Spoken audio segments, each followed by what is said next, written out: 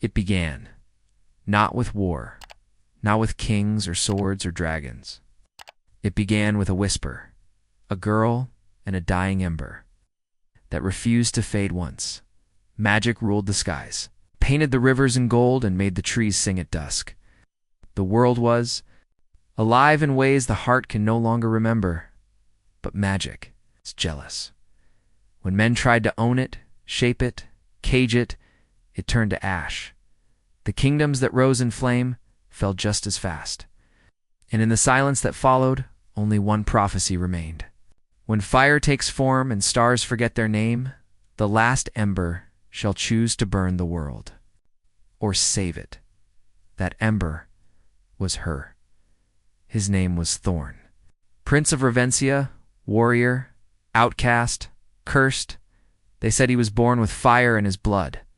Not a metaphor, not a tale. Real flame beneath his skin. A living inferno. At first, the people cheered. A child of fire will protect us. But fire cannot be tamed. One night, after a betrayal at court, rage overtook him. And in that fury, he burned half the royal citadel. Men died screaming. Children hid. The crown turned on its own son. And Thoranges 16 was cast into exile, alone with the curse that grew hotter every year, far from the flames. Nestled between ancient trees where the wind whispered in forgotten tongues, lived a girl named Elowen, a healer, orphaned, kind, quiet, but never ordinary. She had always felt the stars watching her, and sometimes she whispered back.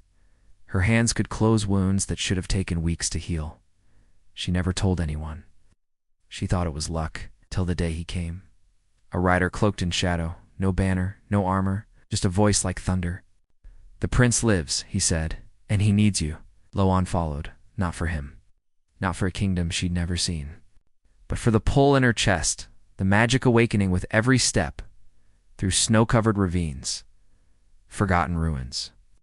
They reached a blackened fortress veiled in mist. There she saw him, Thorn, taller than stories had made him, scar down his jaw, eyes like dying embers. He looked at her with the weariness of someone who had long stopped hoping. I don't need healing, he said. I need saving. The fire inside me is growing. I dream of cities burning. I wake up with blood on my hands. If I lose control again, no one will survive. Elowen tried to run, but the magic inside her ancient, and trembling held her in place. You carry the last ember, Thorn whispered. You are the one they feared, and the one they waited for. They traveled together, through kingdoms that no longer had names, tombs where the dead still wept, forests where the trees knew her name before she spoke it. Elowen's powers grew. She could speak with animals, see the memories trapped in stone, even slow the beating of time if only for a heartbeat. And Thorn, the man made of fire, began to laugh again. He began to dream, to feel, to fall. She saw the man beneath the curse. He saw the soul hidden beneath her gentleness, and somewhere between monsters and magic, they found something neither of them thought they deserved love. But fire remembers, in the Temple of Echoes. Elowen touched a relic that revealed her past. The night her mother died in the fire, the flames had a name, Thorn, he didn't remember. She did. She looked at him with tears that turned the wind cold.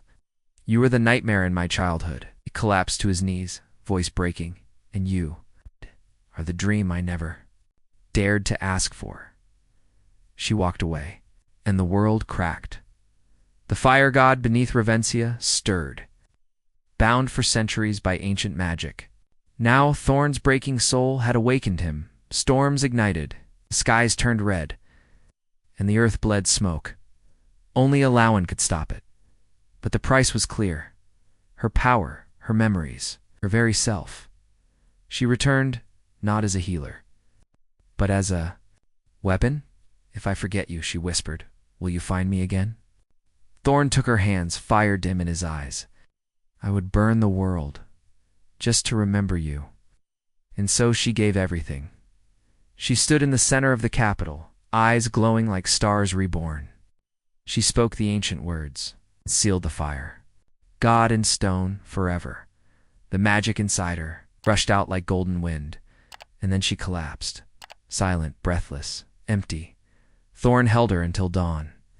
He whispered her name into the morning light, but she didn't know it anymore.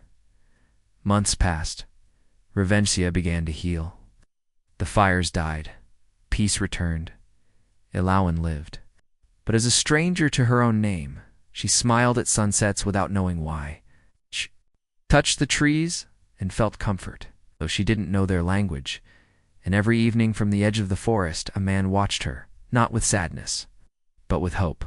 Because some things, even if the stars forget, even if the gods curse, even if magic dies, love remembers.